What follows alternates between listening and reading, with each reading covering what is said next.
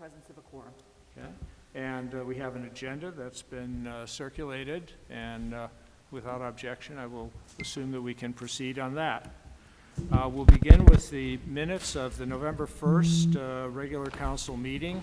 These have been circulated. There have been some amendments made, and Don? yes. Yeah, the audio went out. Yeah, the audio went out. Okay. Can you hear me now? No. No? There we go. Now we can. Can you? Okay. Yeah, I got it now. Okay. Thank you. So we have the minutes, and they have been circulated and amended. Do I have a motion to accept these minutes as amended? So moved. Second? The second. Okay. Are there any comments on the minutes? Yes, Mr. Mayor, I can accept the minutes, all except for one section where I'd like to make it clear that I expressed the views and said it doesn't work, and referring to the slanted parking across the street, and I don't want the impression to stand that I was among those in favor of it. Where are we now on that? We are on,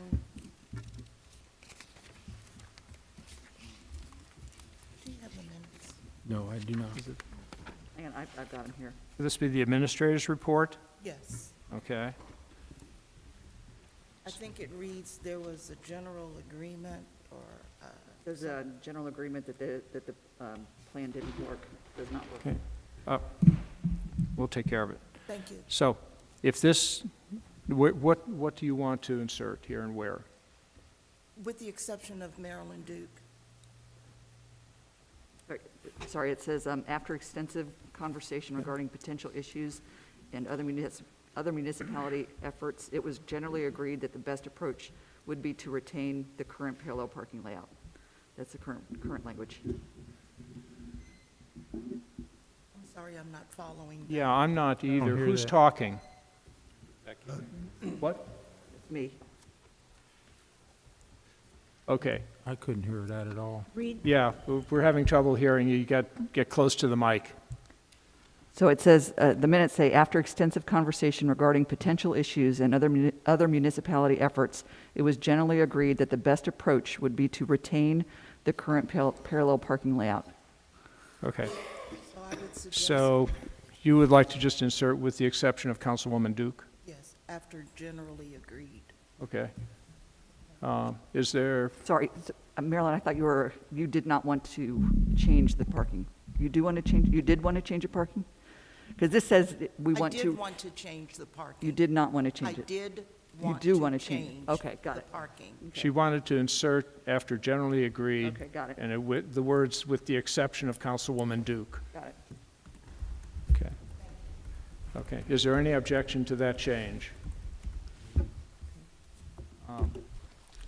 So now we have them amended with one amendment on the floor. Are there any further discussion or amendments? Do I have a motion to accept the minutes? No, I think we have. Yeah, We we have have that. that. We have a motion Okay. in a second. So, And it was all those in favor of accepting the minutes with this final amendment, please say aye. Aye. Opposed? Motion carried. Okay, we are going to have a public comments period, and it will be in really three sections. There will be the general public comments, then there will be a public hearing on a proposed amendment to the zoning code for driveway setbacks, and there will be another public hearing on proposed amendments to the zoning code regarding signs. Let me emphasize, with regard to the public hearings, the subject to the public hearings, this is really only a beginning for these matters. In fact, there are no draft ordinances for either one, so this does not even constitute a first read. We expect that, but it will be an opportunity for council and for anyone in the public who's listening to get a preliminary understanding of these two matters. And afterward, we hope that there will be a ordinance for each one at the January 10th council meeting. And there likely will be 2 reads after that, although it's possible that at least the driveway ordinance may not require a full 3 reads. So with that, I'm going to ask whether, and I should just add that all speakers will be limited to 5 minutes. So with that, I'm going to call for regular public comments on matters other than the 2 public hearings. Does anybody wish to address council? Please come forward, Mr. Parrish.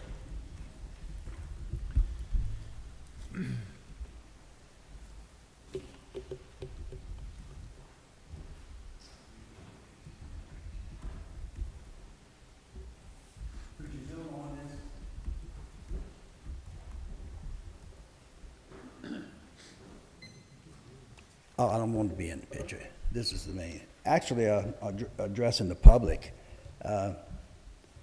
Myself and the village of Glendale have been in litigation on public records requests for the last 15 months. In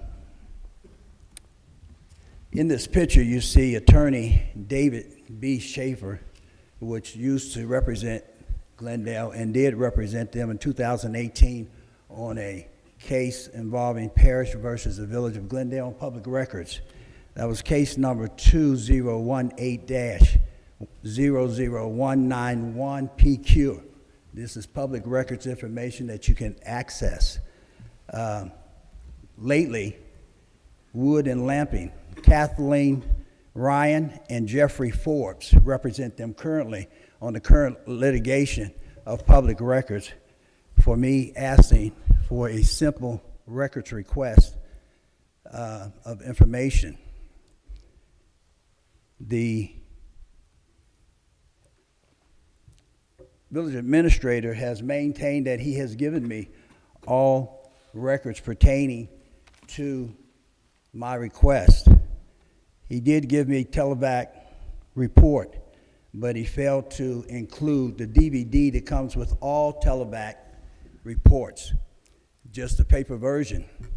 Not only that, he maintains that there are no other public records. As you can see in this picture, you can see the Phase 1 sanitary sewer overlay project on the table with records by the past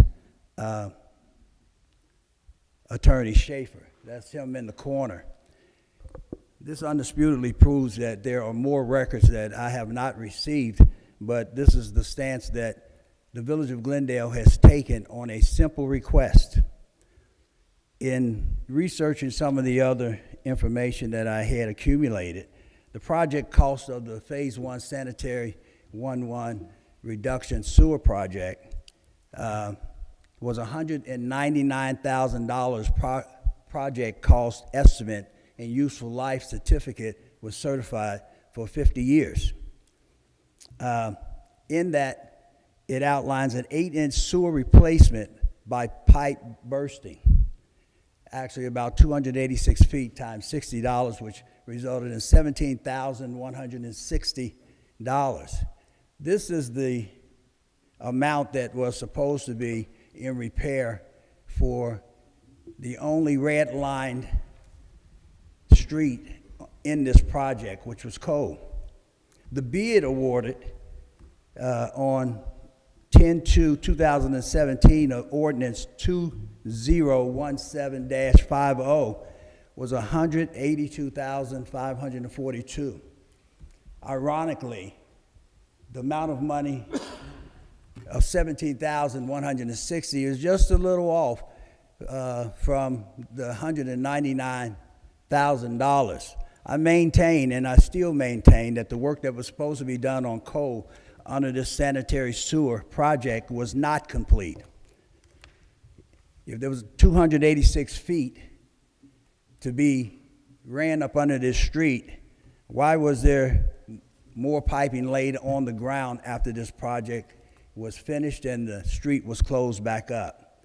If it was line replacement, then it should have had the scars of a trough running down the street like every street that has it has done line replacement. Those marks are not on the street. For the viewing audience, You have about a minute. for the viewing audience, you need to ask questions about this sanitary sewer and the water issues that are existing here in Glendale. You need to put in public records requests and see if you go through the same things that I have been going through. It's ironic that they maintain and spend a lot of our money on defending something that most people asking for public record requests just walk into that office and walk out with it, where it's taken me 15 months and still going. The last records requests that I put in now are being answered by the lawyer, not by the Village of Glendale. So are we hiring lawyers to do our public records requests? Because the administration is not doing them. Thank you. Does anyone else wish to address council? I don't see anyone coming forward, so we're going to begin with the public hearing. And the first hearing will be on the proposed zoning code requirements for certain driveway setbacks. I have asked Mr. Tom Kerr, who is the vice chair of the Glendale Planning and Historic Preservation Commission, to come forward and give us some insight into this proposal and the reasons for it. So, Mr. Kerr. Hello. Hope you've had an opportunity to review the latest ordinance submission that the Planning Commission forwarded to you. And basically, I'll just give a broad introduction. The setback for driveways and sidewalks, we passed an ordinance that it would be 5 feet in everywhere in the village, in the Tom. historic. We can't hear. Tom, get a little closer. We can't hear you. There you go. Okay, can you hear me? There's a ordinance on the books for setback of driveways and sidewalks of 5 feet from the adjoining property line. And this was put in, I don't know, many years ago. I've been doing this for 21 years, and I think it happened during that period at some point. But there was an unintended consequence when we put that in, that smaller lots in the ABC districts that have a 7-foot setback and a 10-foot setback for residential, structures, that would negate their ability to even put a driveway or any kind of paving, whether it be pervious or impervious, to access their backyard, or if there were a driveway in the back, or garage in the backyard. There are many examples around the village of thinner lots in the A, B, and C district that currently have driveways. And how this came to our attention, an applicant up on 747 in the block on the east side, in the block north of Coral Avenue, there are like 5 houses. They're thin lots, and the applicant wanted to put a driveway in because of the 5-foot setback. He was turned down, and he was told he could go to the Board of Appeals, but he decided not to do that. But the houses directly, 2 houses on both sides of him, have driveways that go to access their backyard. So that's what prompted this in the first place, to give access to people with thinner lots and not have the unintended consequence of not having the ability to have paved access to your backyard. So we came up with the ribbon driveway idea, which would minimize the pervious surface, and we also put in some dimensions in the drawings, which I hope you've all seen as examples, because drawings are easier to understand than words sometimes. And one of the last revision, I believe, has in there that we also allowed for pervious surface instead of a ribbon driveway, to put in gravel driveway because it's pervious as an option. So that was the basis for coming up with this exception to the 5-foot setback.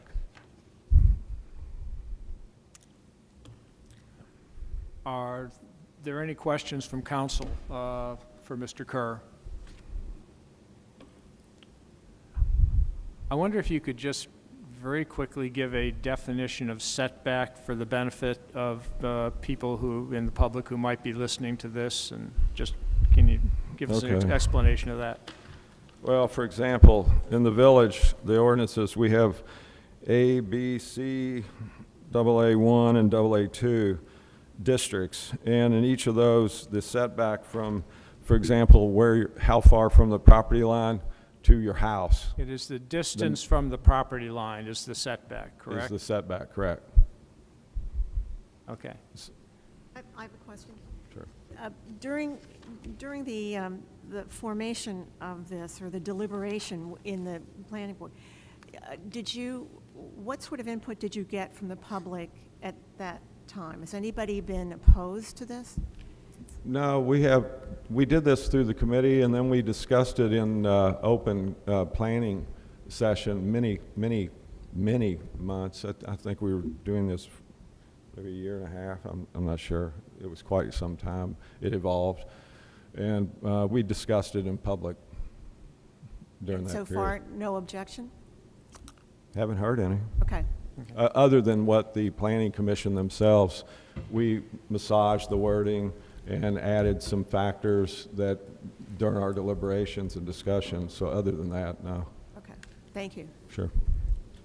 Hey, Tom, let me ask a question. Could we not grant an exception on a setback instead of having an ordinance change or a zoning change? The fellow that in question that brought this to light, he could have gone to the Board of Appeals. I can't say what they would have done, but that was open to him as an option. Okay, but what we're changing though is all setbacks. No? No, in the 15-foot setback where you have in AA1 and AA2, where you have room with this to maintain the 5-foot setback, that doesn't change. It's only in districts A, B, and C where you have B and C have a 7-foot setback to the house, and District A has a 10-foot setback. So it's only an exception for those three districts. Okay. Just to clarify that too, let's say I'm in an A, B, or C district, and I have plenty of room to put in a driveway and meet the required 5-foot setback. Would I be able to do it with less setback because I'm in that district? Well, the way this is worded is you would center your new driveway on the available space between the property line and the house. So therefore, if you had more space, you would be further away from the property line by definition. Okay. And I noticed that your ordinance appears to require something called ribbon driveways. Yeah. What are those? Ribbon driveway, they came about historically when I did some research. In the old days, when cars were starting to come around in the teens and the 20s, originally homes would have carriage houses in the back for their horse-drawn carriages. And when the wagon wheels would create ruts that would go back to the carriage house. And when people started getting automobiles in the teens and the 20s, they started filling in those ruts with concrete strips, just the ruts, not the whole width, which we see today. And that's how ribbon driveways came to be historically. And then over time, it became simpler from a concrete form. I think, this is my opinion, it's doing concrete work in the past. It was simpler to put two forms up for a solid concrete driveway than 4 forms for a ribbon driveway. So that's just my conjecture. But a ribbon driveway are 2 strips of impervious surface separated by a pervious surface, strip of gravel. Okay, and does the ribbon driveway serve a purpose in achieving the goal of this amendment? Twofold. One, it gives access to the property owner's backyard to access, which they wouldn't have, but Right. it minimizes pervious surface, which we always are trying to minimize pervious surface. And it is Right. historically a precedent around the village. There are a number of ribbon driveways around the village you can see. Okay, any other questions? Thank you. Is that it? Thank you. Okay. Would you like to comment? No, we'll, for each hearing. I said,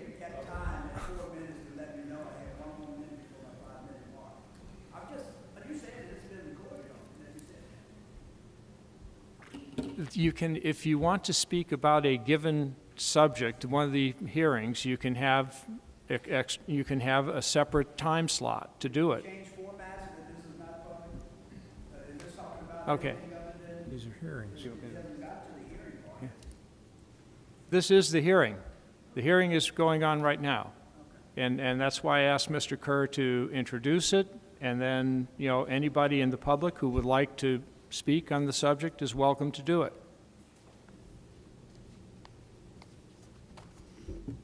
Okay, I don't see anyone from the public speaking. Does anybody else from council have questions or anything? Okay, that concludes this session of the public hearing. There will be other opportunities for the public to address this proposal. We expect we will have an ordinance for it at the January 10th meeting. There will be an opportunity there for the public to speak out.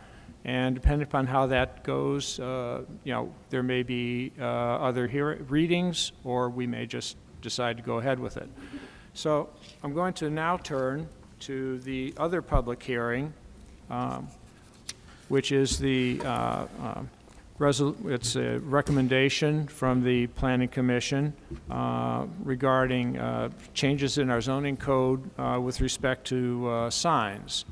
And I know some folks have been working very hard on this for a long time. It went through the Planning Commission, and I've asked the chair of the Planning Commission, Tom Bridenstine, to come forward and give us some background and introduction to this proposal. Thank you, Mr. Mayor. I will try to be brief within the 5 minutes, if that's possible. The whole reason for this effort, Mr. Mayor, was because of a Supreme Court decision back in 2015. That's the case of Reed versus Town of Gilbert. In that case, the Supreme Court ruled that sign regulations must be what they called content neutral. And the reason for that is the First Amendment protections on free speech, which also includes protections on commercial speech. So the Supreme Court threw out the Town of Gilbert's zoning regulations as it relates to sign because they were not content neutral. That ruling prompted us to look at our sign code to see if the provisions in our sign code were in fact content neutral. By content neutral, the best way to explain that is to give an example. Real estate signs, for example, in our current code are a specific kind of sign. They're allowed in specific areas of a specific size and specific height. But because the very term real estate sign requires you to read the sign itself to see what the content of the sign is, that's a content-based regulation and was deemed by the Supreme Court to be an unconstitutional control of signs. So we use this opportunity, the Supreme Court's decision, to organize an ad hoc committee consisting of myself, Beth Sullenberger, Dan Mazum, with the assistance of our administrator and of our solicitor, to dig into the sign code to see if we are in fact in compliance with the Supreme Court decision. And in fact, it was the conclusion of the committee that we were not. There are plenty of instances throughout our current code that define real estate signs, for example, political signs, you name it. There's, if you have to look at the sign to know what the content is and to know what regulations apply, it's not content neutral. So the effort then was organized by the committee to make those changes to conform. Now the Supreme Court did, I say, throw us a bone, throw communities the ability to still have some controls over signs. We cannot look at the sign and regulate it based on content, but communities are allowed to regulate signs on the size of signs, the height of signs, location of signs, construction of signs, lighting, and controls of signs on public property. So once again, Mr. Chairman, Mr. Mayor, the committee reported to the full commission earlier this year. We had our own public hearing in August of this year, after which the Planning Commission recommended approval of the code that's in front of you now. In a nutshell, what we've done with that code is to consolidate all the different sign provisions that were scattered throughout our zoning code. And they're now under one specific section. We retain the distinction of signs that are allowed in residential districts for non-residential uses such as schools or public facilities, and then signs that are permitted in our commercial zoning districts. And each of those different categories has kind of a growing, expanding ability to use different varieties of signs and different sizes of signs. In a nutshell, continuing with that, in the residential districts for residential uses, there are two types of signs that are permitted: mounted wall signs and temporary signs. Each lot is permitted up to 3 signs per lot for a maximum of 20 square feet of signage. Doesn't matter if you have one sign with 20 square feet or 19 square feet and one sign with 1 square foot. As long as you meet those requirements, in general, you're okay. There's also further restrictions on the type of construction and height and so forth. The restrictions loosen up just a bit for residential districts, but for non-residential uses such as schools. In that case, monument signs are also permitted, and also in that situation, 3 signs up to a maximum of 30 square feet are permitted in those situations. And finally, Mr. Mayor, the more liberal allowances for signs are in our business districts, where we allow wall signs, monument signs, window signs, freestanding signs, awning signs, sidewalk signs, and temporary signs. We continue to limit the number of signs to 3 per lot, up to a maximum of 30 square feet of signage per that lot. And again, the business owner can pick and choose a 30 square foot window sign and forego all other kinds of signs. There is a provision in the code that addresses non-conforming signs, and that's pretty typical of zoning ordinances. And essentially that says if you have a sign that conforms to the code now, you are permitted to continue the use of that sign even upon adoption of this amendment. That's assuming that you don't change the use of the building, change the use of the business, for example, or the sign is destroyed. Again, more typical criteria for the loss of a non-conforming status. Mr. Mayor, that concludes my introductory comments. I'm happy to obviously answer any questions. I would note that this amendment was passed by unanimous vote by the Planning Commission back in August. Okay, Council, and for the record, under Rule 10 of Council Rules, the mayor or a vote of council is permitted to expand the time of a given speaker, and I think it's important that we hear from Mr. Bridenstine on all questions that council might have for him. So I will expand it until council has no more questions. Question. So just so I understand. Excuse me. Internally illuminated signs, electric signs, neon signs that are currently in place will be grandfathered. Correct. Okay. Next question is, how is this going to be enforced? Is this by the zoning administrator or? Yeah, the zoning administrator will be charged with that. And David, if you want to address that, you're welcome to do so. Sure. So this would be enforced much like our current signage code is, in that we will be addressing signs that exist that are in violation, that are put up without a permit or without review, in the case of more permanent signs like wall mount signs or monument signs. Temporary signs that are made out of cardboard or that kind of corrugated plastic that's pretty common for yard signs. Those signs will be reviewed by the zoning administrator as well as our code enforcement officer, who will verify that those signs are in good condition, are not a safety hazard, don't impede traffic or anything like that. So really no material changes to the enforcement as our current sign code stands. This just changes the types of signs that are permitted. Thank you. Any other questions? Yes. Can you explain a wall sign on a residential lot versus like a house sign? Or so could someone, in theory, could someone paint a sign on their They Because- could, they could. They'd still have to maintain the size requirement, and the number sign requirement can't be exceeded. So, in theory, again, we can't regulate the content of that sign, but somebody could, in theory, paint a sign on the side of their house and convey whatever message. Again, we can't get into the content. So it could be an advertisement for, because that's technically content neutral. That's content neutral. We got to be content neutral, correct, yeah.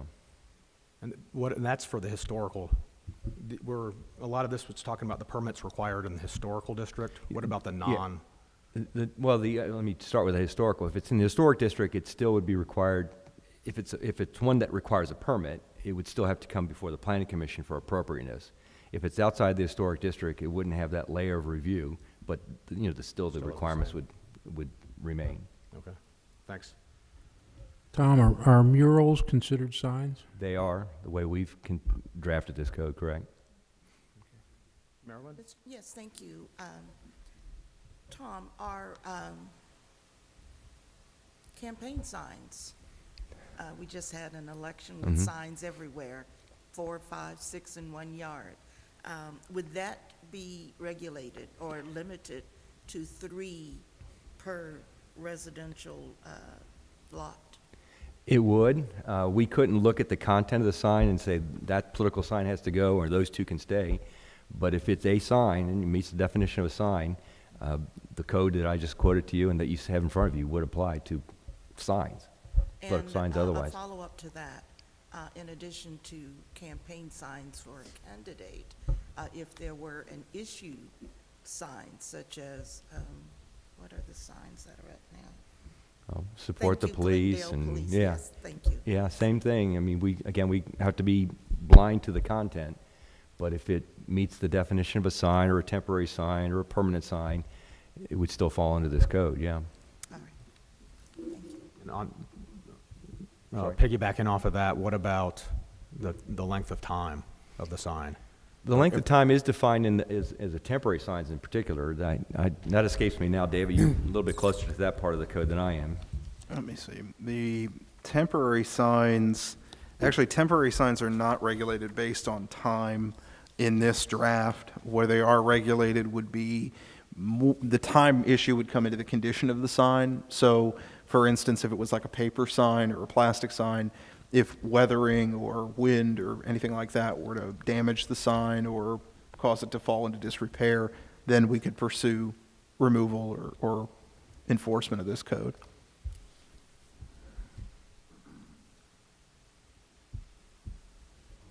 Tom, could you tell us a little bit about the size requirements or regulations for residential signs? You mean for signs in residential districts? In residential districts, Yeah. yes. Well, for the residential districts, residential uses within a residential district, Yes. there cannot exceed 20 square feet of signage, period. 3 signs, up to 3 signs, but those 3 signs together cannot total anything more than 20 square feet. So you can have 2 signs of 10 square feet or 3 signs of, you do the math, 7 square feet, 6 square feet. And there's height restrictions as well. I'm sorry, what? There are what? Height restrictions? Height restrictions, Yeah. thank you. Did that answer the question as far as the Yes. size? Okay. Yeah. David, I'm still searching for the definition of temporary. Help me with that. And I'm thinking of the sign that Marilyn talked about, So the definition of temporary is on page 4. It's number 34 under the definitions section.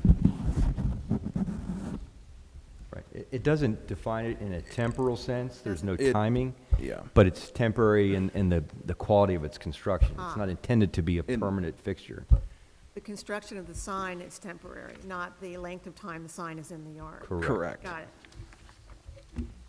it. So, Mr. Mayor, Tom, I'm looking on page 2 at the definition of lot, and I'm thinking back to that 3 signs per lot in a residential district, and wondering if there is wiggle room for houses which are located on more than one plated parcel or one tract of land, such that it's 2 or 3 parcels. Does that mean they have, if it's 3 parcels, that's what, 3 times 3 is, they're allowed 9 signs? I don't want to be ridiculous, but it does boil down to Yeah. nitpicking when it comes to, I think you're right. I think that's the way it would have to be interpreted and administered. But keep in mind that those 3 signs can only be on that one lot, and then the other 3 signs can only be on the other lot or 2 lots or whatever might be, using your example. So we thought about this at quite some length. We couldn't figure out a way to work around that, because you could say one address, you could say each house. Yeah, the legal definitions between address or lot, it's more definitive to say lot, because that's something that's platted, it's definitive, it's clear what constitutes a lot versus what constitutes an address. well, some of these houses have 2 and 3 lots, 2 and 3 different parcel ID numbers associated with a residential address. And this is why I'm asking. Thank you. Okay. Tom, hold on a minute. I believe Mr. Parrish had either a question or a comment for you. I had a question as to, you said that there was no time limit as long as the signs were in good order. That's in the historic district? That's throughout the code. It's not just the historic district. Yeah, I was just wondering about that, because I've seen signs that have been up 2 years without, any signage issues. Currently, under the current code, Trump 2000, it'd be going on 2 years. Trump 2000? Will be 2 years. 2020, you mean? I don't know that sign. I can't speak to that particular instance. We don't. But if it's, that would have to be enforced under the current code until this amendment is passed. That's correct. So, I mean, if it's a violation of the current code, however that's drafted, Yeah, don't know. unfortunately, that would come down to each specific address and what's going on with those signs that are in those lots. If they're in good condition, I mean, unfortunately, our current code is written in a way that is content-based, so we would have to take that into consideration for enforcement. But typically, we don't have any requirements or outlines in our current code related to sign condition, with the exception of signs that pose a hazard to traffic or pedestrian safety. Any other questions from council? I did see a question back there from the other Mr. Parrish. Bill, could you come up and introduce yourself, since Kevin has already done that, but you have not?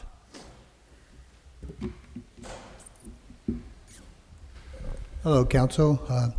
My name's Bill Parrish. I'm the Executive Director of the Eckstein Cultural Arts Center, and I'm here tonight because I wanted to see how this sign code impacts what we're doing in terms of the Underground Railroad walking tour of Glendale. Last February, Council approved us doing this tour of the village of Glendale, specific to the Underground Railroad. The part of the presentation was we were doing 10 to 15 stations that people could stop and gain information and history of the Underground Railroad in Glendale.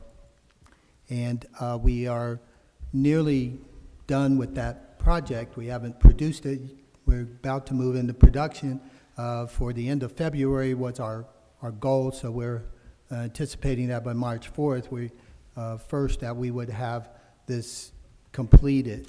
And so now hearing this and starting to hear it all sort of bubble up, and having that commitment in place, and having the funds to actually produce it as well, of just wondering how this is now going to impact, or since this all happened last February, before this came about, I'm wondering now if this is something that council is going back on, or are we just kind of where we are with that? Well, bear in mind, council has just begun to discuss this matter, so council is taking no position on whether the final form of this this ordinance at all.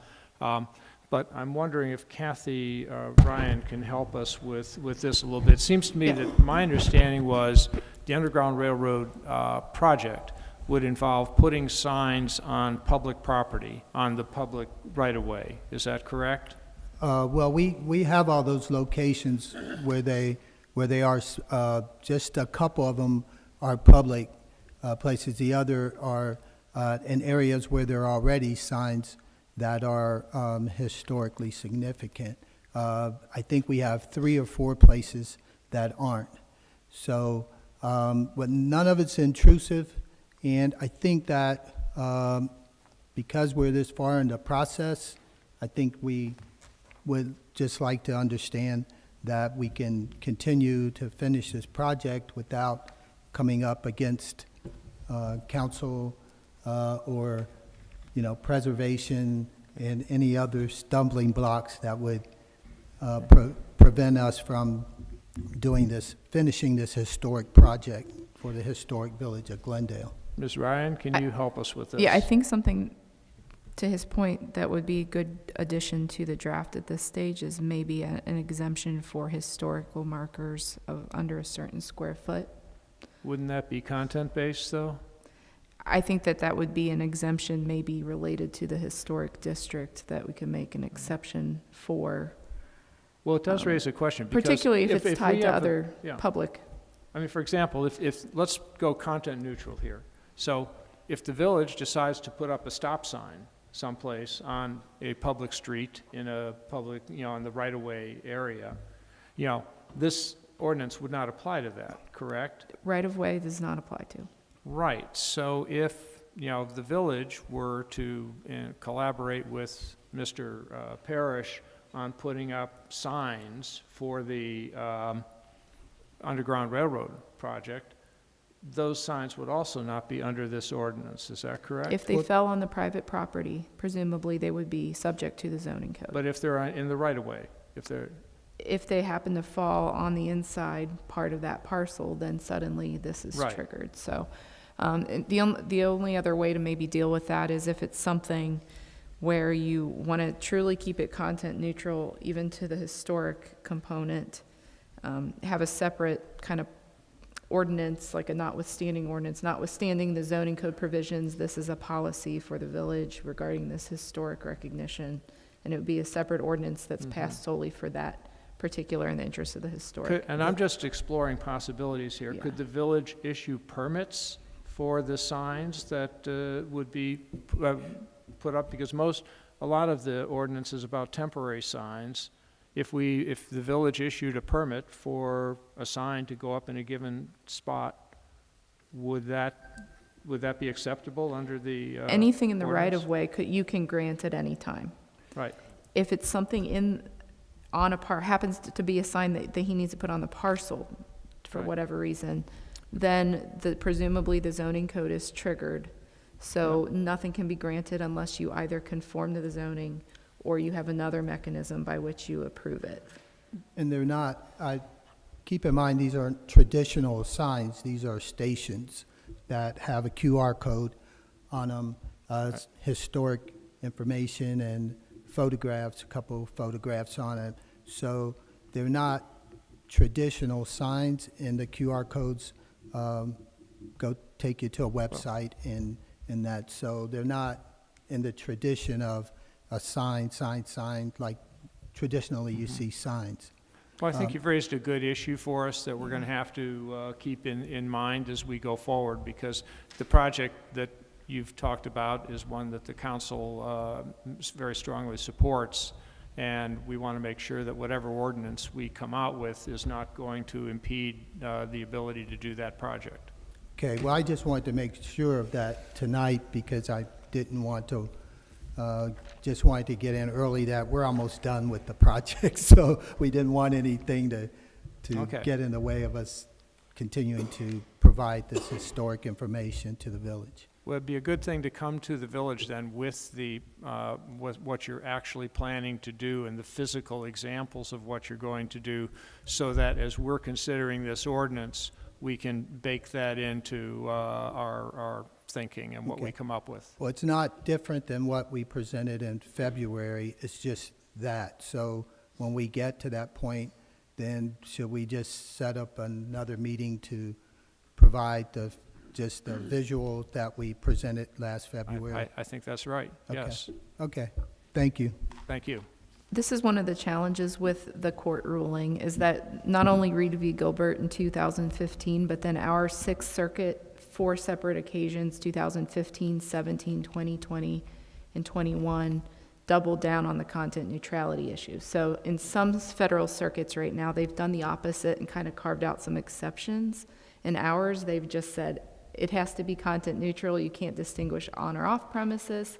You can't distinguish commercial or non-commercial, political. But then we run into these practical issues where you want to make an exception, maybe some directional signage you define. So that's going to be an ongoing challenge with this, to conform with the law, but also try to, practically speaking, administer sign regulations. We didn't think it was going to be easy. No. Does anybody else want to discuss? Yes.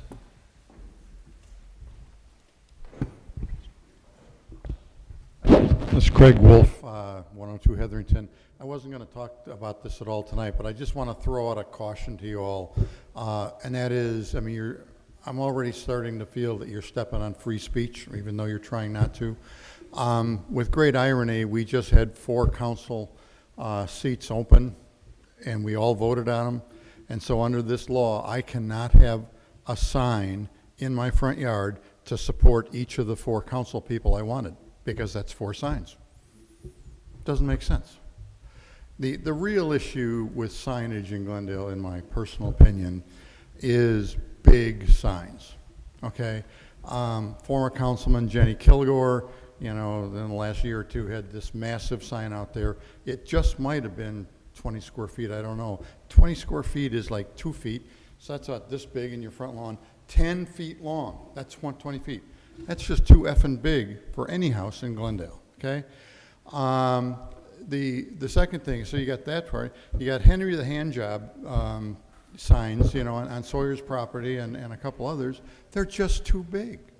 So I don't think you should necessarily limit the number of signs. You should just really limit how large those signs are, because we don't want to look at it. End of discussion. Thank you. Any further comments? Okay. With that, this part of the hearing is, oh, I'm sorry, Marilyn. Yes, thank you. Yeah. Maybe Tom can answer quickly. Is there a magic to the number 3, limiting it to 3 versus 4 versus 5 versus 6 signs in a residential yard? No, to be blunt. I mean, we had to draw the line somewhere. We meaning the committee, and by extension, the planning commission. You know, David and Kathy worked on this with me. I'm sure they'll say the same thing. Yeah, I can't say that there's any magic to that number, but. All right. Well, determining the number is precisely something that falls within the area of council's consideration. And council is free to make decisions on that as it sees fit. Okay. Further comments? Okay, thank you. We are going to move on to the business portion of our agenda, and we will start with ordinance 2021-41, an ordinance authorizing the administrator to enter into an agreement with the City of Cincinnati to purchase water under both emergency and non-emergency conditions and declaring an emergency. David, could you give us some background on this? Surely. As council's aware, we do have an agreement with Greater Cincinnati Water Works to provide emergency water service to the village in the event of water main breaks or other system issues. This agreement is coming up for renewal. We've been approached by the City of Cincinnati and Greater Cincinnati Waterworks that they provided us with a draft or a contract for renewal, an agreement for renewal for 50 years. So we're looking to get that approved so that in an emergency situation, we have access to Greater Cincinnati Water. It does have a 180-day public or written notice cancellation, should we choose to do that. And the rates for that water purchase will be set by City of Cincinnati ordinance. Do I have a motion for this ordinance? I would make that motion, Mr. Mayor, Do I have a second? approve this ordinance. Second. Okay. Motion to make this an emergency? Yep. Do I have a motion to waive 3 reads? So moved. So moved. Second. Okay. So with that, is there some discussion from council? I do have a question about the rates. Are those Please. rates much different than the prior rates that they that they charged us? No, those are the similar bulk rates that they charge for water service. All right, thank you. I will say that this contract seems a little daunting in the beginning because it has a 50-year term. However, it also has a 6-month termination clause. So if we were to, and let's face it, they're the only game in town in terms of providing us emergency water. But if we were to somehow be dissatisfied with it, we could terminate the contract. I'm happy with the 50 years. It'd be good if it could be longer. So, Mr. Mayor, I'm sorry, just to confirm, the document says that continues until December 31st of 2050. Right. That is, what, 28 years? You're right, you're right. I'm sorry. 2050. Somebody's told me 50 years. I and told you 50 because I saw the 50 and ran with it. But So I you're apologize for that. Okay. I'm not going to wait. Okay, we have a motion on the table, a motion to waive 3 reads. Madam Clerk? For ordinance 2021-41, to waive the 3 reads, Mr. Bessel, Aye. Mr. Howeller, Aye. Ms. Duke, Aye. Ms. Masenko, Aye. Mr. Basemith, Aye. Mr. Kreidler. Aye. For the ordinance, Mr. Bessel, Aye. Mr. Howeller, Aye. Ms. Duke, Aye. Ms. Masenko, Aye. Mr. Basemith, Aye. Mr. Kreidler. Aye. Thank you.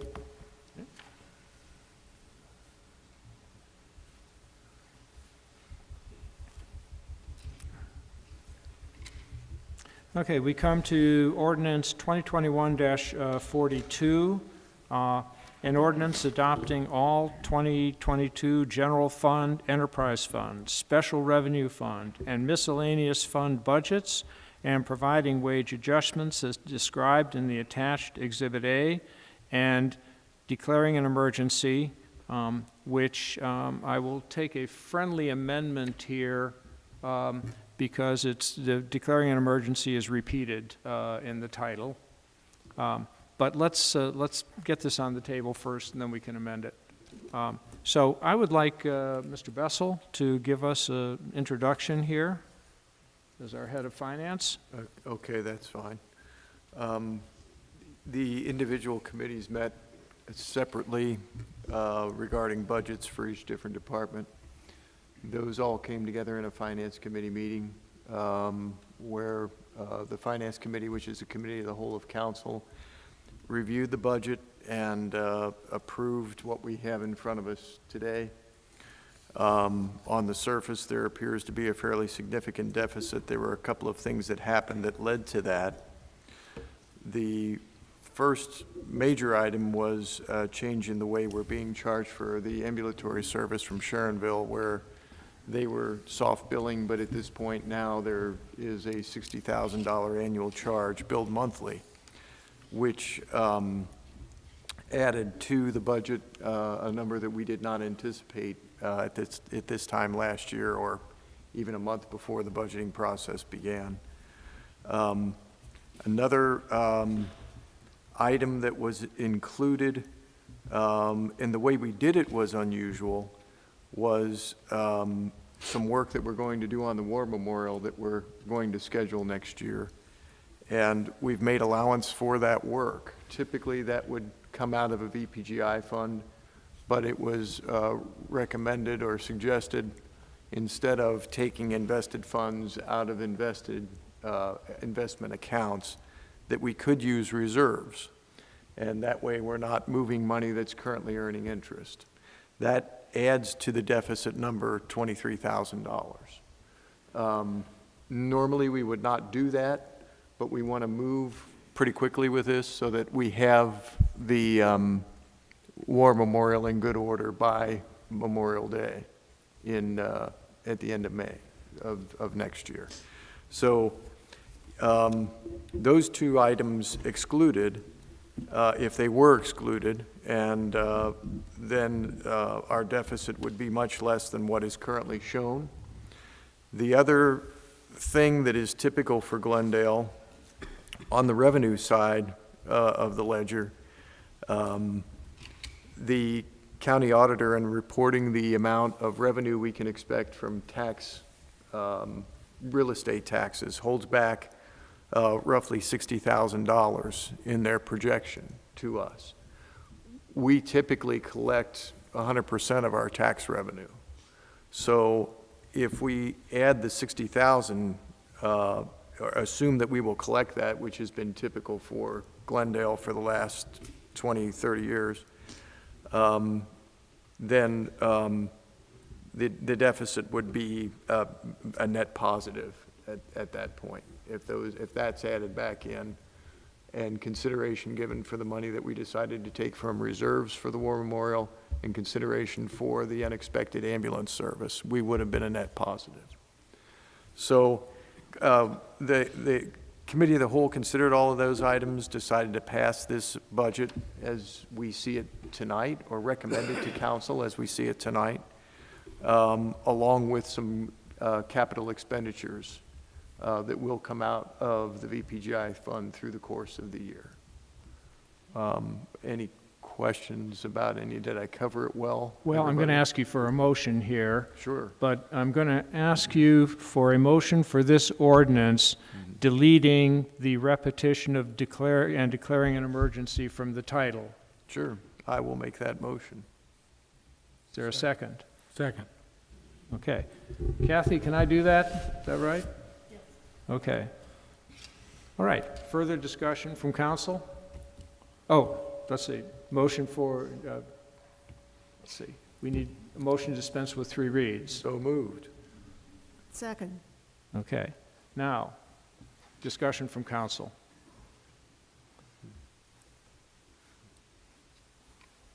Okay, I should say we've been over this budget very thoroughly in public meetings, and that's why people are feeling fairly comfortable with where we're at right now. So if there are no further questions or comments from council, I'm going to ask the clerk to call the roll. For ordinance 2021-42, to dispense with the 3 reads, Mr. Bessel. Aye. Mr. Howeller. Aye. Ms. Duke. Aye. Ms. Masenko. Aye. Mr. Basemith. Aye. Mr. Kreidler. Aye. For the ordinance, Mr. Bessel. Aye. Mr. Howeller. Aye. Ms. Duke. Aye. Ms. Masenko. Aye. Mr. Basemith. Aye. Mr. Kreidler. Aye. Thank you. We turn to ordinance 2021-43, an ordinance appointing Craig Walsh to the position of Chief of Police of the Glendale Police Department and setting an annual salary and declaring an emergency. Mr. Howeller, as Chair of the Police Committee, could you give us an introduction here? I would love to do that. Thank you, Your Honor. Craig Walsh has been with this organization or with this village a long time. He served, I don't know how many years, too many? 31 years with us in Glendale. I'm honored to make the motion that we accept the ordinance 2021-43 and promote Acting Chief Craig Walsh to full-time permanent Chief Walsh. Thank you. I'm not quite, we're going to say permanent there. We are making him, we're making him Chief of Police taking away the acting chief of police title. That makes it permanent. I'll second the motion without the permit. Okay. And do I have a motion to dispense with 3 reads? So moved. Second. Okay, any further discussion? I just want to say that it has been a pleasure so far serving with Chief Walsh as acting chief, and I know that I will continue to enjoy our work together when he is no longer acting. And so I am very supportive of this motion. And with that, if there's no further comment, Madam Clerk. For ordinance 2021-43, to dispense with the 3 reads, Mr. Bessel. Aye. Mr. Hoeweller. Aye. Ms. Duke. Aye. Ms. Masenko. Aye. Mr. Basemith. Aye. Mr. Kreidler. Aye. For the ordinance, Mr. Bessel. Aye. Mr. Hoeweller. Aye. Ms. Duke. Aye. Ms. Masenko. Aye. Mr. Basemith. Aye. Mr. Kreidler. Aye. Thank you. Okay. Ordinance 2021-44, an ordinance authorizing the village administrator to enter into the attached agreement with the City of Sharonville for emergency medical services for 2022 and declaring an emergency. I'm going to ask Ms. Masenko, head of the Fire Committee, to give a brief introduction here. As Mr. Bessel was talking about, this increase in Life Squad fees reflects the charge for Sharonville to continue to provide 24/7 EMS service to Glendale. In the original agreement that we had that was effective January of this year, Sharonville would provide service to the village of Glendale entirely from revenue it earned through direct billing of the residents it served. After the second quarter or so, we were advised that revenue from direct billing is considerably lower than is sustainable, and Sharon advised the village that it would not renew its contract under the current terms at the end of the year.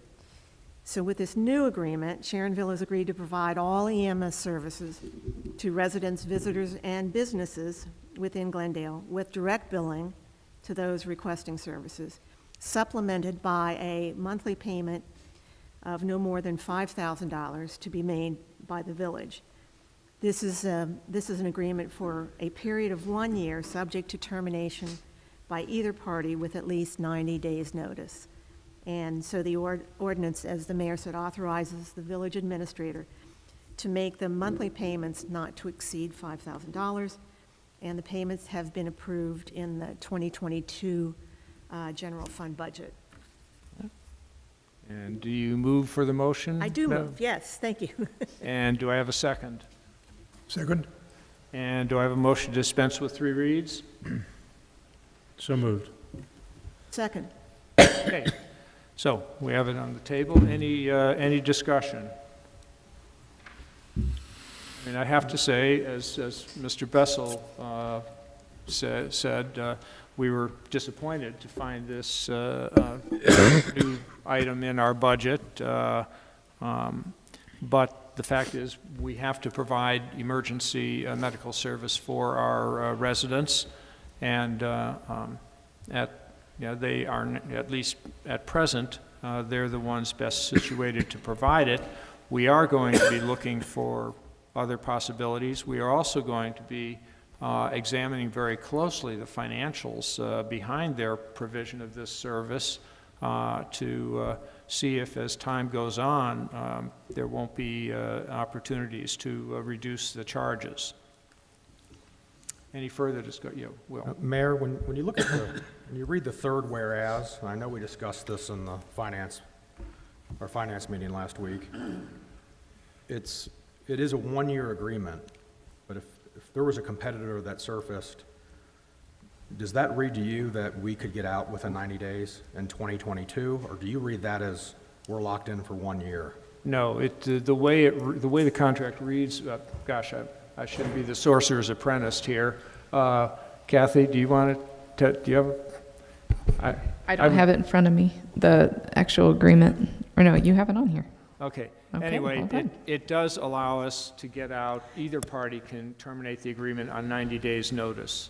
12 calendar months, renewing automatically for an additional 1 year unless sooner terminated or renegotiated upon the 90 days. So it can be sooner, so long as you have the 90 days. Thank you. Okay. I have one question about the contract. We're going to pay $60,000 a year.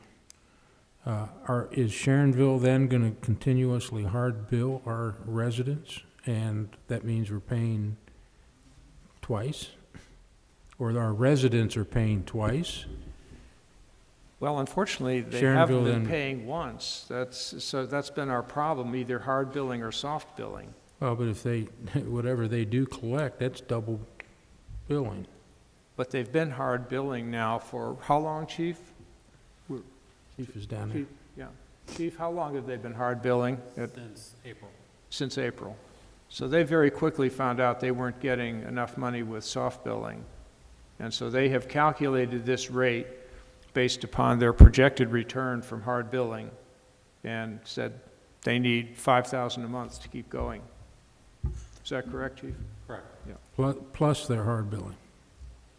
Well, like I say, they've been getting the So hard if they, billing. so if they collect 100% of their hard bill, they're actually making double? Well, that's why we would want to look very carefully at the financials as they progress, so we can find out if they get a sudden spike in collections, then we're going to be looking for a reduction. Okay. Further discussion? Yes, so for me to understand what Alan is asking about, if I were to call for emergency medical services to my home, the village is paying the flat rate of $5,000 a month, and then I would be billed also by the EMS service from Sharonville. That is correct. For me to present that bill to my insurance carrier. Is that correct? That is correct. And I think that's your question about the double billing, is it? Yeah, As I understand it. All right. I understand that, So, Mr. Mayor, I would request that the administration do a monthly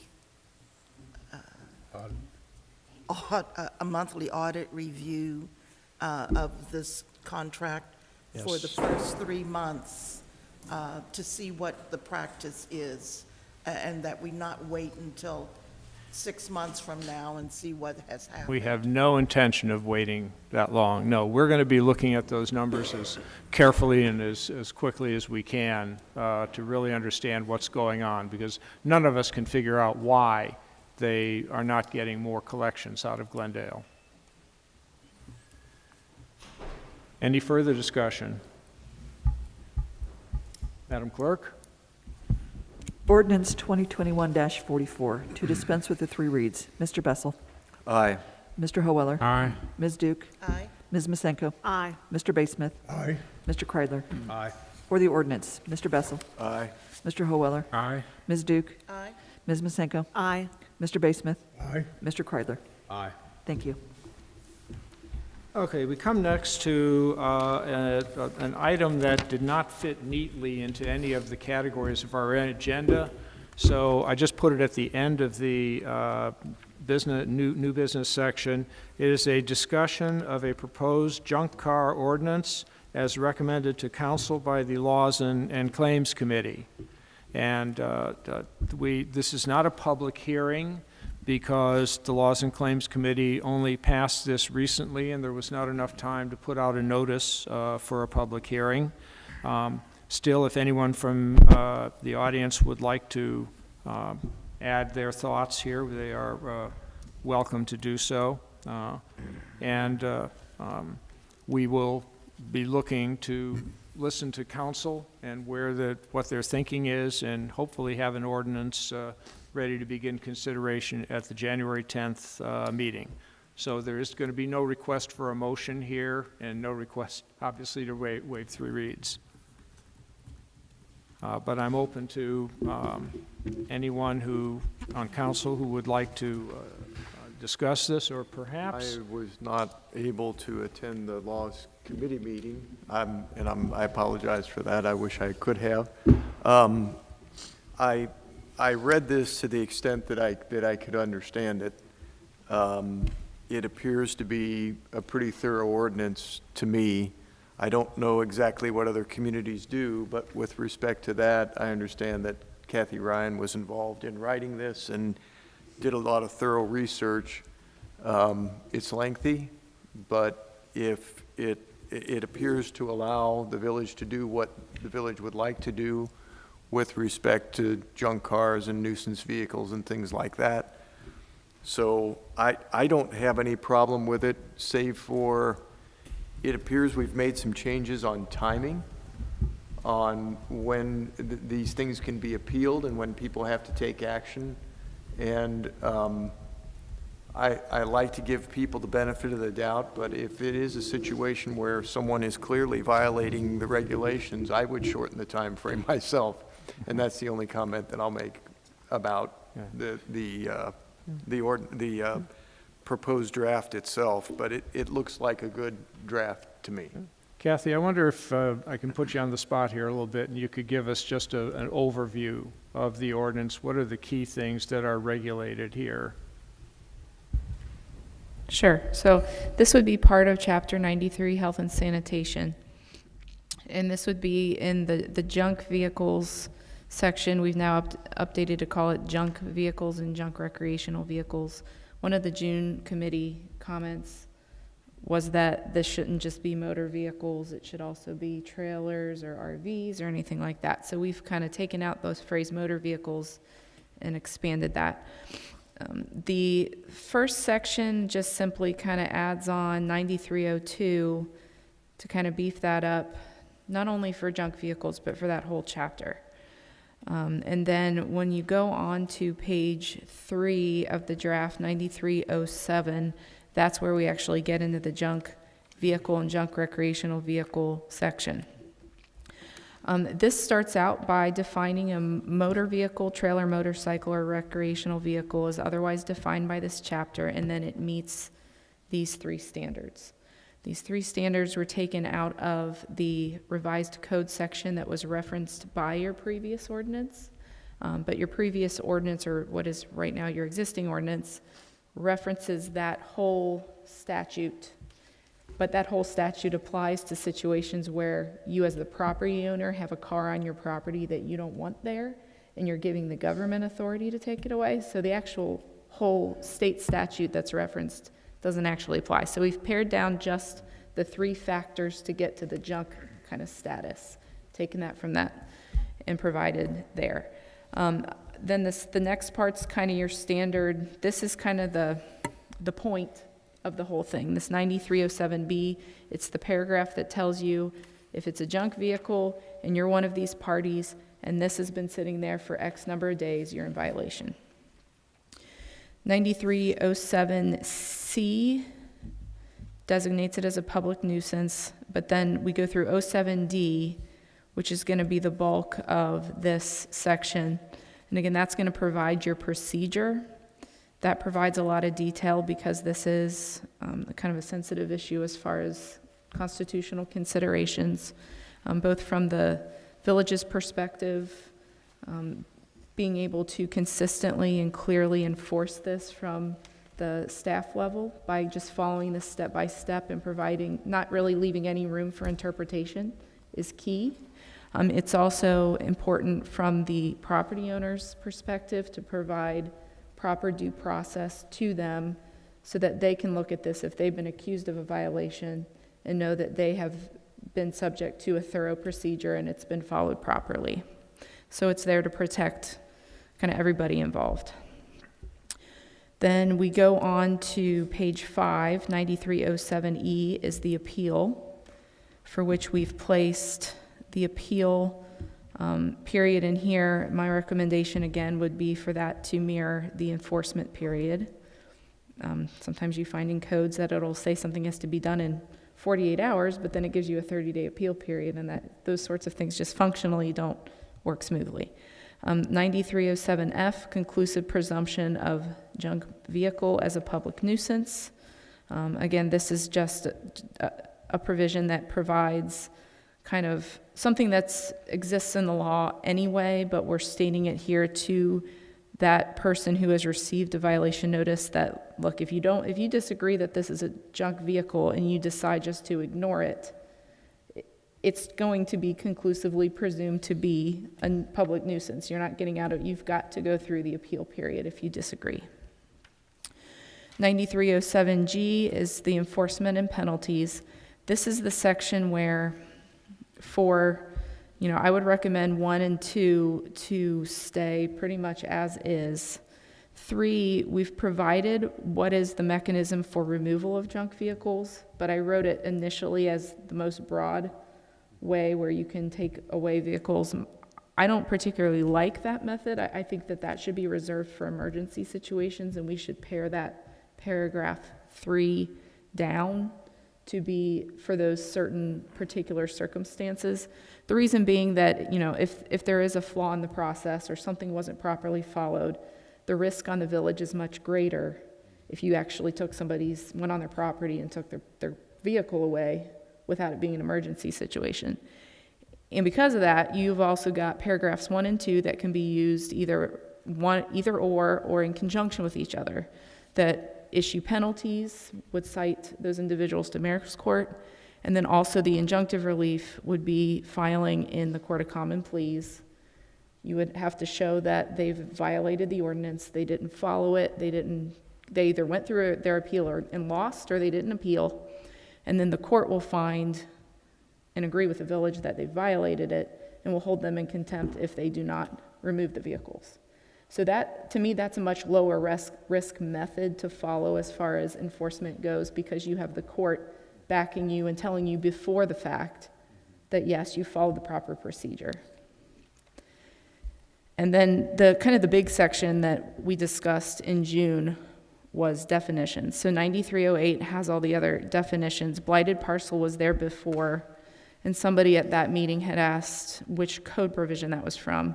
I think Dick Weber, this was one of the ones that jumped out to him that needed to be defined, and we provided the code provision under revised code 1.08 that defines blighted parcel, which I think in this case is an appropriate definition to use here. But one of the changes that will need to be made is the remaining part of this, 9308B, all the way to the end of that section. I kind of just started with pulling some of the existing Ohio Revised Code definitions for motor vehicle, motorcycle, trailer, recreational vehicle. They're all very, kind of long, and but I think it's better to start with things that kind of explain it as broadly as possible, and we can pare it down to what the village thinks is an appropriate definition for all of those things, so that we've captured them to the extent you want them regulated in this chapter. So that's kind of the big change that will need to take place. That, the paring down the removal of junk vehicles, if that's what the council agrees with, and then just making sure that the appeal and time limit on junk vehicles meets what you want it to meet, which right now I just threw in 7 days, but it certainly can be changed. So those are kind of the 3 substantive things, and then everything else has, for the most part, stayed as is from the previous draft. Any questions for our solicitor? Yes. Or anyone, for that matter, or comments? Yes, thank you. Firstly, question for David. Council just received this afternoon. So has this revised draft been circulated to the public? This revised draft has not yet been circulated to the public. There is no ordinance that has been drafted to go along with this proposal. It will be published on the village website for folks to take a look at and review following this meeting. This as is? As is, Thank so you. that when an ordinance is available, folks can come and make public comment at that point. Thank you. And my next question goes to either David or Kathy.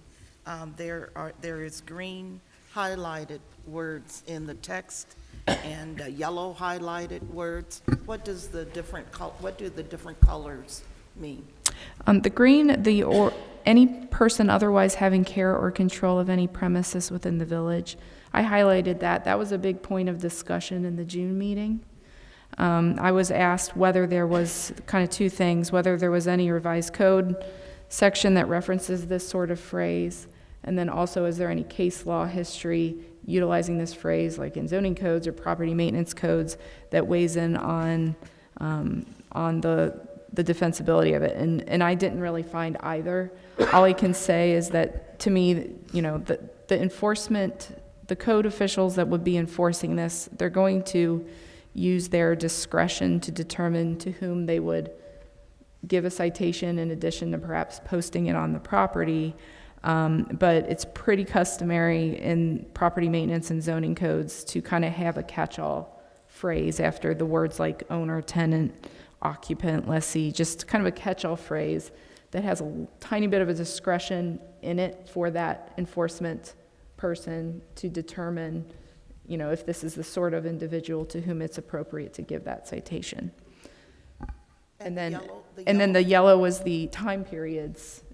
Those were all the places where I threw in 7 days, but it's, you know, that's just, as you admit, I think that there's no magic to it. That's just where we're at right now. Okay, so this occurred after the laws committee met?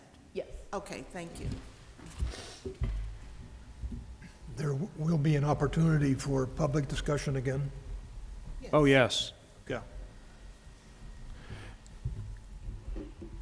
Any further questions, discussions? Okay, this is just to tee this up. We'll get to work on an ordinance, declare a public hearing, and go from there. I'll get that. Continuing with the reports, and lead off with the mayor's report. We had no births reported in the village. We unfortunately had one death reported actually earlier this month. Joanne T. Skoranek, known to all of us as Jody, passed away on December 2nd at the age of 76. She was a longtime resident and a fine artist, and I would like to say a good friend. And so I just want to get that announcement out there. Can we have a moment of silence?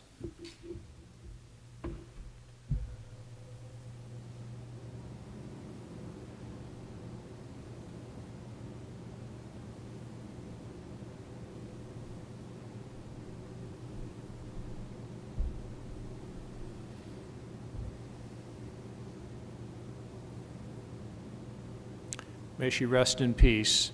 I know that there are other people in council who knew Jody. If anybody cares to say anything now, they're certainly welcome to do so. Mr. Mayor, Jody had an outstanding garden, and from one gardener to others, I think the village has indeed lost a treasure. She was also an outstanding artist, and I think we will miss her artistry as well. I'm wondering, Mr. Mayor, if at the next council meeting, we can be presented with a proclamation or an appropriate document recognizing her service on the Urban Forestry Board at the time she passed away. We will have a month or so to consider just how we acknowledge Jody's passing. Does anybody else wish to say anything? I would like to say that inspired by Jody, Glendale and Glendale residents had one of their finer moments the evening before she passed, and Nancy Masenko made me aware of some folks gathering that were planning to gather to sing carols at her home. So that happened. 30 to 40 people showed up. It was 54. How many? 54. 54. Again, one of Glendale's finer moments, and then the next morning Jody passed. So that's a great testament to her, and an even greater testament to our fair village. I might add that the family was extremely moved by... Speak into the microphone, Nancy. The family was moved by the group of friends and neighbors singing to her, and said they had never felt anything quite as powerful as that, and that they were certain that she heard us. While it might not have been all that obvious to everyone, they were certain that she heard us, and were very grateful and wanted to extend their thanks. Thank you. Continuing on with my report, we just over the weekend had a village Christmas under the sponsorship of the Harry Whiting Brown Community Center. It actually began at 8:30 in the morning, and I can testify to that because not only was I there, but I was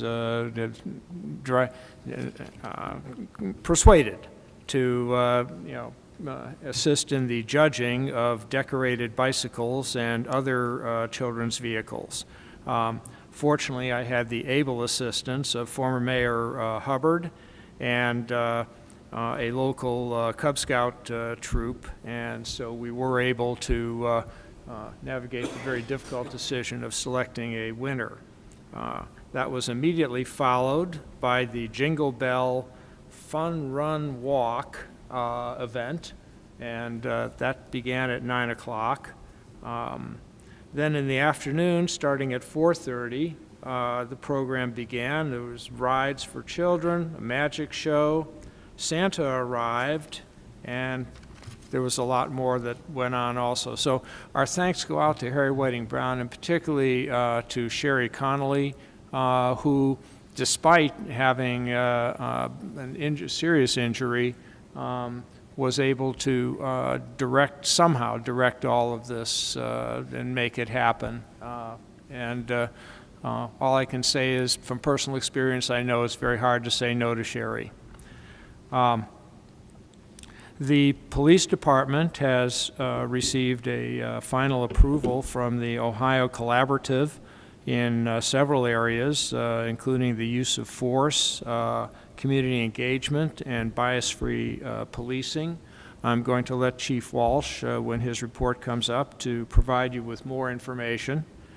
And of course, not to be outdone, our fire department had to get an award too.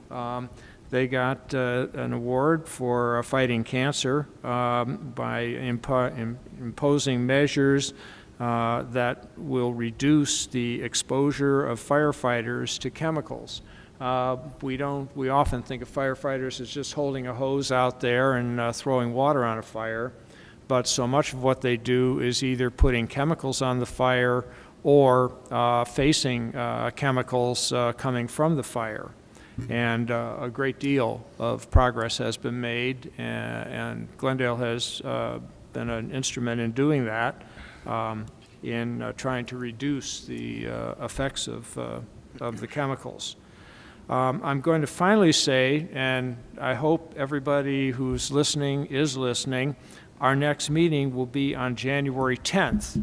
To those of you who think about it, that is not the first Monday of the month in January, but we felt that January 3rd would have been too close to the holiday, and so we decided to have that meeting on the first meeting of the new year will be on January 10th.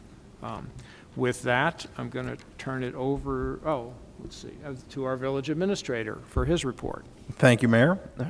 As everyone is very much aware, my month of November was taken up almost wholly by budget preparation, so that having been passed and completed, moving on to other projects, we are nearing the completion of the 2019-2020 village audit performed by the Auditor of State's office. Once that is formally completed, we will be announcing the publishing of the audit report on the auditor's website, as well as continuing our tradition of posting it on our website for easy access by residents. So we'll publicize that as soon as it's available. The other item that I'd like to address this evening, the 65 Coral remediation demolition project. We are going to be moving forward. The village is going to be moving forward with demolition through a contractor we have not yet selected. We're collecting estimates at this point to get that work done. The village will perform that demolition after the mortgage holder failed to do so within the time limit we provided them. The cost of that demolition will need to be bared by the village for a short period of time until we can put it on the lien as a lien on the property, and then that will be paid upon the sale or transfer of the property. So that is my report. I'm happy to take questions. Otherwise, turn it back over to Mayor Lofty. And I will turn it over to Madam Clerk to call for the committee reports. Thank you. Finance Committee, please. The Finance Committee did meet. The results of that meeting were the budget that we passed this evening. And many thanks to everybody who put in a lot of work, all the department heads, the committee chairs, and especially David Lumsden. I think we were better prepared for this budget meeting, David, than we have been in my entire tenure here. So thank you. Thank you. Thank you. Fire Committee, please. Fire Committee met on November 8th, primarily to discuss the 2022 budget and, of course, to deal with the EMS service terms with Sharonville. We plan to meet next the week of January 11th to 13th, 2022, when committee assignments have been set for the new year. So, Mayor, we'll hear from you on the committee assignments and then go forward on the Fire Committee meeting. Okay, over to you, Chief. All right, thank you. My report I handed out to everybody prior to the meeting. Just to expand a little bit on the mayor's comments, the award that we were presented was from the International Association of Fire Chiefs. It's their Illness and Injury Prevention Award. That recognizes success and excellence in developing and implementing an injury, illness, or vehicle safety prevention program. And just a shout out to everybody, we really appreciate your support in this whole effort. That's what has pushed us. This is our cancer reduction, both in the station and the vehicles, with our equipment. And we like to believe that we're doing the best we can to protect our people here, and thank you. Except for me. Thank you. Laws and Claims, please. The Laws and Claims Committee met this past Thursday, and part of our work is before council now. There will be other matters to be discussed, and we'll meet hopefully sometime in late January. Thank you. Thank you. Police Committee, please. Of course, police met, mostly discussed budget, and I'll turn it over to the chief. As the mayor stated before, the police department was granted final approval in the Ohio Collaborative. That was on phase 1. We are now moving forward to phase 2. At this point, there are 2 new standards that are out. So we'll be starting to work on those. They're due the end of 2022. Also in November, I attended new chiefs training. We also, the guys and myself, attended ABLE training, which is active bystandership for law enforcement. It is a duty to intercede training that we are all going through, and once everybody is certified, we'll be considered an ABLE agency. And that's all I have. Thank you. Public Buildings and Historic Preservation, please. Public Buildings met on November 10th, and those minutes have been posted to the Glendale website. And just like everyone's been saying, we worked on approved the budget for 2022 and talked about the projects that Tom Aldifer will be working on also in 2022 and his wrapping up of this year, and everything went very well. And that's it. Thank you. Recreation and Playgrounds, please. Recreations did meet on the 16th, the very brief meeting to review the budget for 2022. and to have an update from Tony Brock regarding his proposed improvements and addition of tennis courts and pickleball courts to Summit Park, and update of how his campaign for donations is progressing. It was a very brief meeting and concluded very rapidly. Thank you. Streets, Public Improvements, and Lights, please. That committee did meet and again discussed the budget items for the year, and also went through at a very high level the work Tom has scheduled for the coming year. We'll meet in the new year to discuss that more specifically. That's it for streets. Thank you. Utilities, please. The Utilities Committee did meet, actually met twice. In those meetings, we discussed the proposed budget for 2022 and looked at whether it might be possible, based on revenues, to defer the rate increase that is scheduled for utilities on January 1st. In looking very closely at those numbers, and with some changes in the balances that were discovered, we have decided that we will need to continue and to permit or allow the scheduled increase of 4% on the water utilities to occur on January 1st.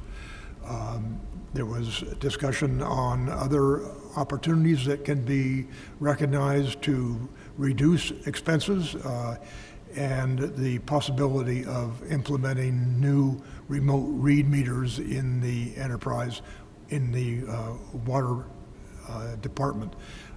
That is a large expense and something that will be discussed frequently in the coming meetings. And we will meet early in January to make those decisions. Thank you. Thank you. Madam Clerk, I'm kind of assuming you do not have a report. I do not. And so I'm going to turn it over to Mr. Beaugrand, our treasurer, for the investment report. I forwarded our summary for the month of November to council. I'm looking at the additional revenue that we'll get from this by the end of the year, and I think we'll probably exceed up $175,000, which is probably a little more than our goal for the year. I'm also excited to potentially hear that in a couple of weeks that the feds are going to announce that they're going to raise interest rates to maybe address inflation fears, and that might give us an opportunity to gain a few more dollars for next year. But for now, this is what we have, and we met our goal for the year. I think by the time we get our December report, and we're able to cover all the VPGI capital expenditures with that money. So, thank you. We have received some financial reports. We have received the general checking report on the certification for the payment of certain bills. We have received the enterprise checking report for the certification for the payment of certain bills. And we have received the cash transactions report. Do I have a motion to acknowledge the receipt of these reports? So moved. Second. All those in favor say aye. Aye. And now, unless there are further comments, I will entertain a Steve have a report? I'd like to say something, if you don't mind. please. Okay. You sat there so nice. So be brief. Oh, trust me, I can drag things out, but this will be very brief. I just want to talk to each and every one of you that I am very honored to be here in this village and have the support that you folks have given us, including the fire department. And why I say that is 17 years ago when Mayor Todd asked me to start a car show, and I thought, really? And it was supposed to be a one-year event. 17 years later, we have now given $90,000 funds to Harry Whiting Brown, to the police department, to the fire department, to Glendale Youth Sports, and the Scouts. And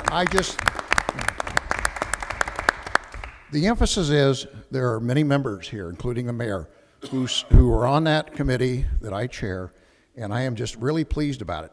And then the other thing is, when I complained, you guys, about the Meritage stop signs and stuff, within a week, there were new stop signs up there and a new sign telling people they couldn't drive through the CF Bank parking lot and go out to Sharon Road. That's remarkable. But then, most importantly, as an Army veteran, I want to thank each and every one of you and the Finance Committee for approving the improvements on that war memorial. You all know it needed it.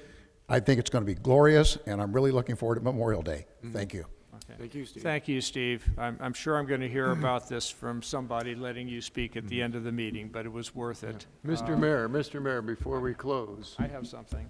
Oh, you have something? I do, yes. Okay. We are a organization, we are an institution as council, and we, soldier on, and we have changes in membership from time to time. And when that occurs, I think it's appropriate to recognize them. And I want to give a hail and farewell shout out to Alan Howeller, who I think has been the longest serving member on council in total years. He had an interregnum there where he was not on, but So what's the number? What's the number of years? Are you going for the record, Nancy? Yeah. Point of information. 2002. So how many years is it? 19? But I didn't serve continuously. Right, so, okay. I gave it up for a few years. It's been 15 years, maybe? Okay, 16. In any event, Alan has earned a happy and productive retirement and from council, and I know that all of the money he's accumulated as a result of his service here will serve him well. I think I owe them. But we do want to thank you, especially when matters came up of historic preservation. Your guidance and passion for that area was very much appreciated. But over the years, your just steadfast hand and the projects that were given to you helped advance the work of council and improve the village. And so, Alan, from all of us, thank you.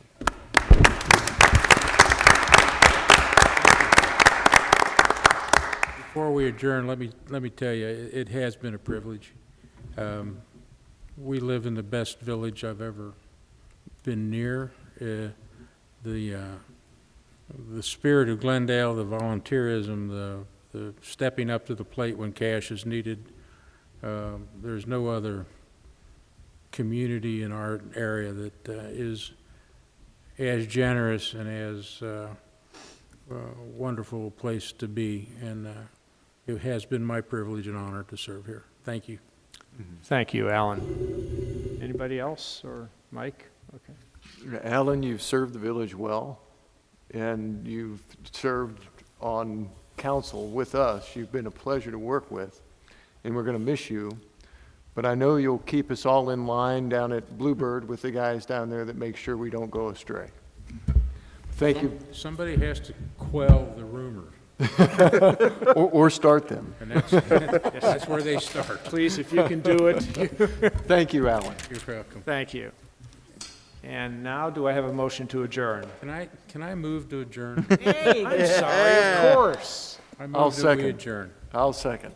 All right. All those in favor? Aye. Aye. Opposed?